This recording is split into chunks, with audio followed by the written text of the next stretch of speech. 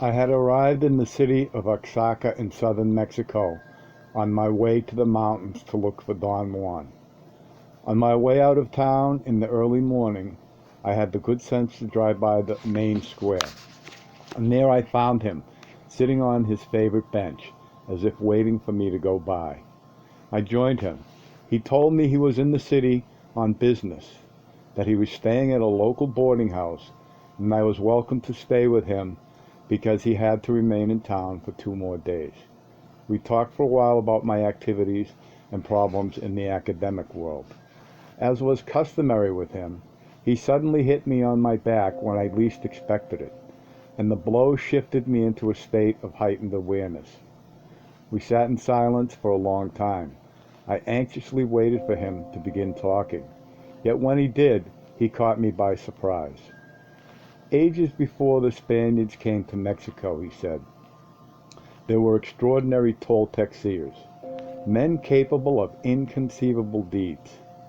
They were the last link in a chain of knowledge that extended over thousands of years. The Toltec Seers were extraordinary men, powerful sorcerers, somber, driven men who unraveled mysteries and possessed secret knowledge that they used to influence and victimize people by fixating the awareness of their victims on whatever they chose. He stopped talking and looked at me intently. I felt that he was waiting for me to ask a question, but I did not know what to ask. I have to emphasize an important fact, he continued. The fact that those sorcerers knew how to fixate the awareness of their victims. You didn't pick up on that when I mentioned it. I didn't mean anything to you. It didn't mean anything to you. That's not surprising. One of the hardest things to acknowledge is that awareness can be manipulated. I felt confused. I knew he was leading me towards something. I felt the familiar apprehension, the same feeling I had whenever he began a new round of his teachings. I told him how I felt. He smiled vaguely. Usually when he smiled, he exuded happiness. This time, he was definitely preoccupied. He seemed to consider for a moment whether or not to go on talking. He stared at me intently, slowly moving his gaze over the entire length of my body. Then, apparently satisfied, he nodded and said, I was ready for my final exercise, something that all warriors go through before considering themselves fit to be on their own. I was more mystified than ever. We are going to be talking about awareness, he continued. The Toltec Seers knew the art of handling awareness. As a matter of fact, they were the supreme masters of that art. When I say that they knew how to fixate the awareness of their victims, I mean that their secret knowledge and secret practices allowed them to pry open the mystery of being aware.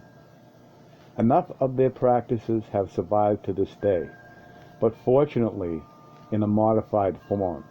I say fortunately because those activities, as I will explain, did not lead the ancient Toltec Seers to freedom, but to their doom. Do you know those practices yourself, I asked? Why, certainly, he replied. There is no way for us not to know those techniques. But that doesn't mean that we practice them ourselves. We have other views. We belong to a new cycle. But you don't consider yourself a sorcerer, Don Juan, do you? I asked. No, I don't, he said. I am a warrior who sees. In fact, all of us are los nuevos videntes, the new seers. The old seers were the sorcerers. For the average man, he continued, sorcery is a negative business, but it is fascinating all the same. That's why I encourage you, in your normal awareness, to think of us as sorcerers. It is advisable to do so. It serves to attract interest. But for us to be sorcerers would be like entering into a dead-end street. I wanted to know what he meant by that, but refused to talk about it. He said that he would elaborate on the subject as we proceeded with his explanation of awareness. I asked him then about the origin of the Toltec's knowledge. The way the Toltecs first started on the path of knowledge was by eating power plants, he replied. Whether prompted by curiosity, or hunger, or error, they ate them. Once the power plants had produced their effects on them, it was only a matter of time before some of them began to analyze their experiences. In my opinion, the first men on the path of knowledge were very daring, but very mistaken. Isn't all this just a conjecture on your part, Don Juan? No, this is no conjecture of mine. I am a seer. When I focus my seeing on that time, I know everything that took place. Can you see the details of things of the past, I asked? Seeing is a peculiar feeling of knowing, he replied, of knowing something without a shadow of a doubt. In this case, I know that those men did not only because of my seeing, but because we are so closely bound together.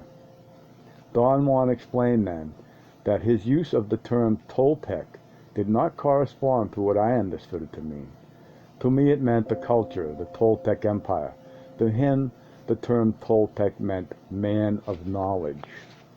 He said that in the time he was referring to, centuries or perhaps even millennia before the Spanish conquest, all such men of knowledge lived within a vast geographical area, north and south of the Valley of Mexico, and were employed in specific lines of work: curing, bewitching, storytelling, dancing, being an oracle, preparing food and drink. Those lines of work fostered specific wisdom that distinguished them from average men. These Toltecs, moreover, were also people who fitted into the structure of everyday life, very much as doctors, artists, teachers, priests, and merchants in our own time do. They practiced their professions under the strict control of organized brotherhoods and became proficient and influential, to such an extent that they even dominated groups of people who lived outside the Toltecs' geographical regions. Don Juan said after some of these men had finally learned to see, after centuries of dealing with power plants, the most enterprising of them then began to teach other men of knowledge how to see. And that was the beginning of their end. As time passed, the number of seers increased, but their obsession with what they saw, which filled them with reverence and fear, became so intense that they ceased to be men of knowledge. They became extraordinarily proficient in seeing and could exert great control over a strange world they were witnessing. But it was to no avail.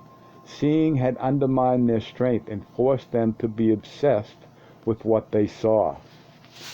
There were seers, however, who escaped that fate.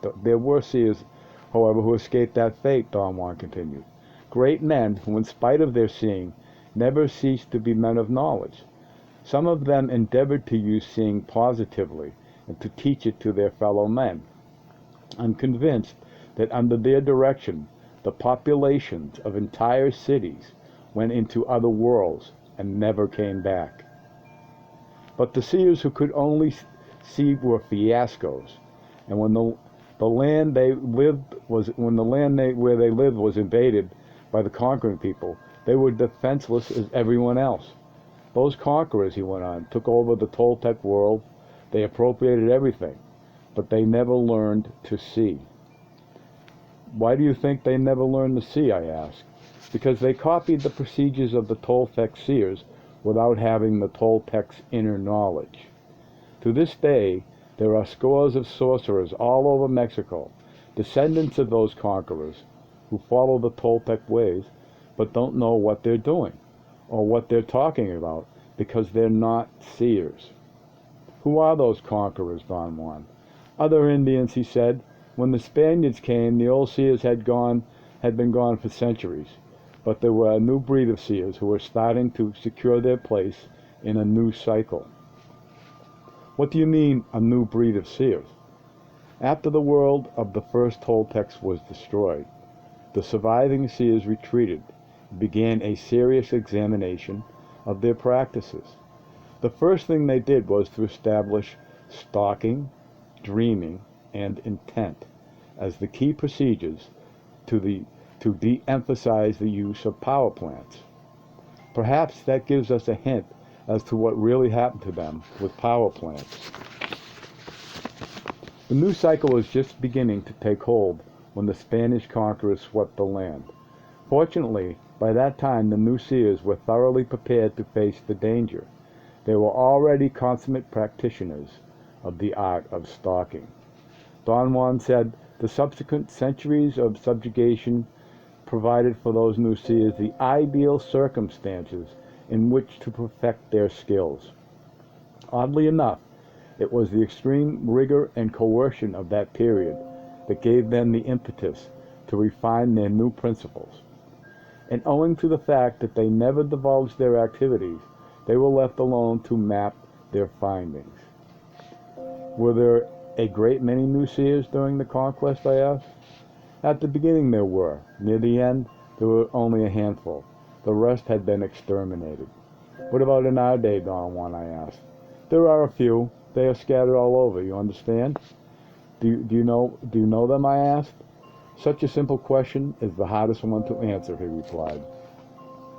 There are some we know very well, but they are not exactly like us because they have concentrated on other specific aspects of knowledge, such as dancing, curing, bewitching, talking, instead of what the new seers recommended, stalking, dreaming, and intent.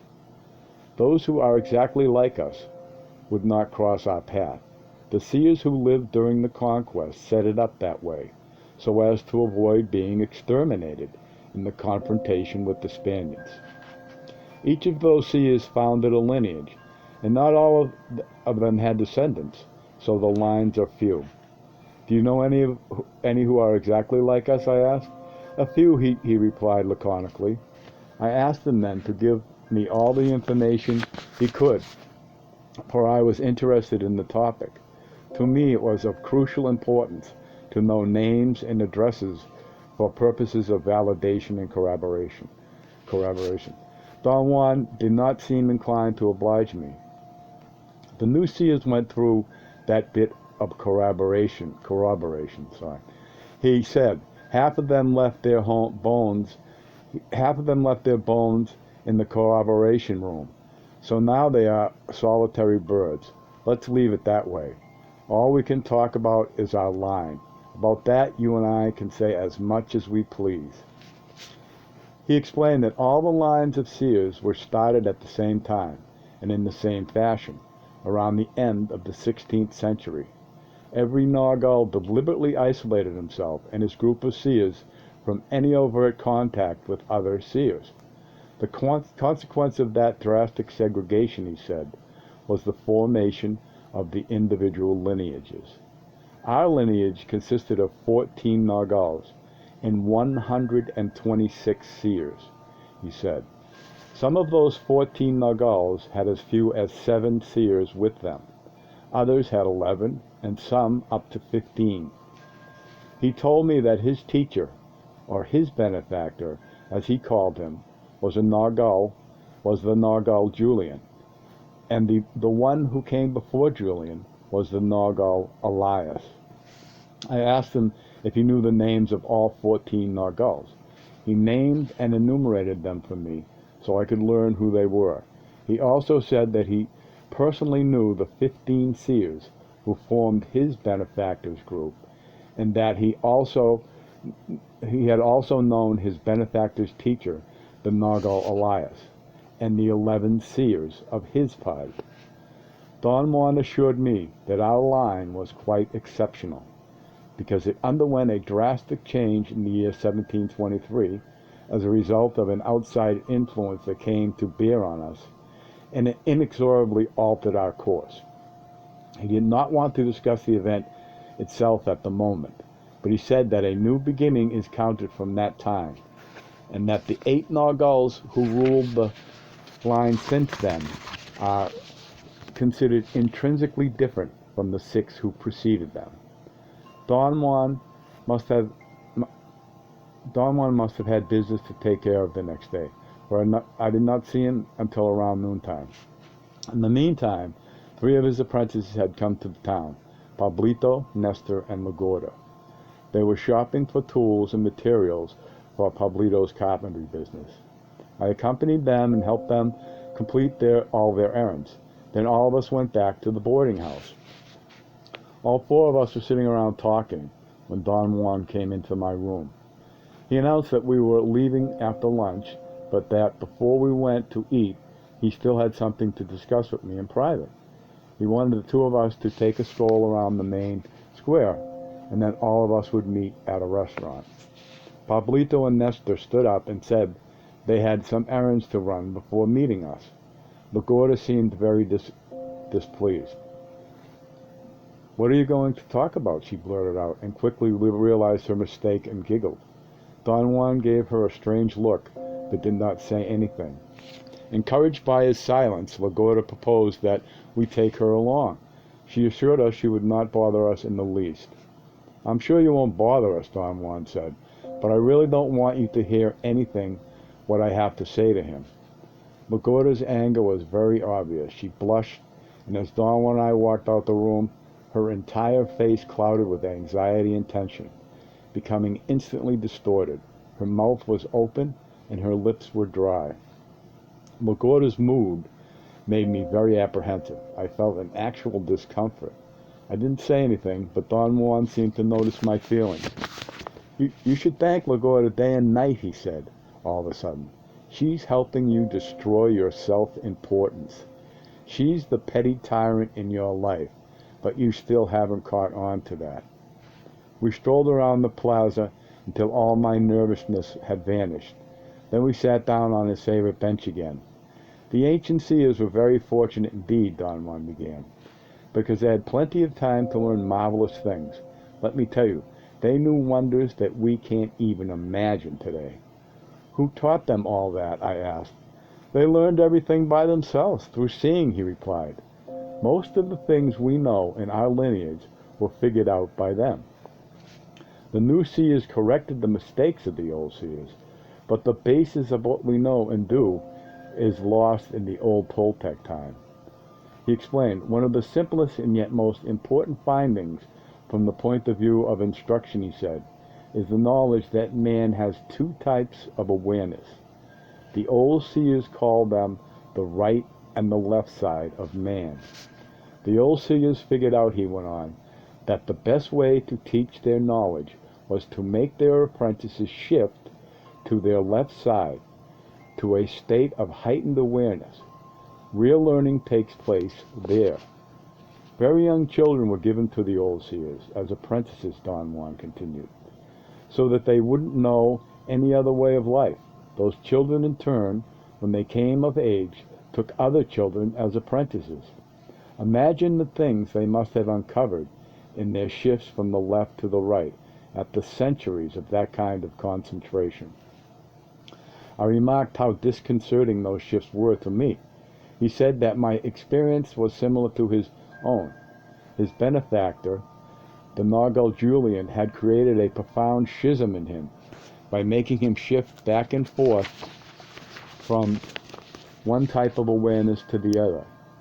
He said that the clarity and freedom he experienced and heightened awareness were in total contrast to the rationalizations, the defenses, the anger, and the fear of his normal state of awareness. The old seers used to create this polarity to suit their own particular purpose. With it, they forced their apprentices to achieve the concentration needed to learn sorcery techniques. But the new seers, he said, use it to lead their apprentices to the conviction that there are unrealized possibilities in man. The best effort of the new seers, Don Juan continued, is the explanation of the mystery of awareness. They condensed it all into some concepts and actions that are taught while the apprentices are in heightened awareness. He said that the value of the new seer's method of teaching is that it takes advantage of the fact that no one can remember anything that happens while being in a state of heightened awareness. This inability to remember sets up an almost insurmountable barrier for warriors, who have to recollect all of the instruction given to them if they are to go on. Only after years of struggle and discipline can warriors recollect their instruction. By then the concepts and procedures that were taught to them have been internalized and have thus acquired the force the new seers meant them to have. Chapter 1.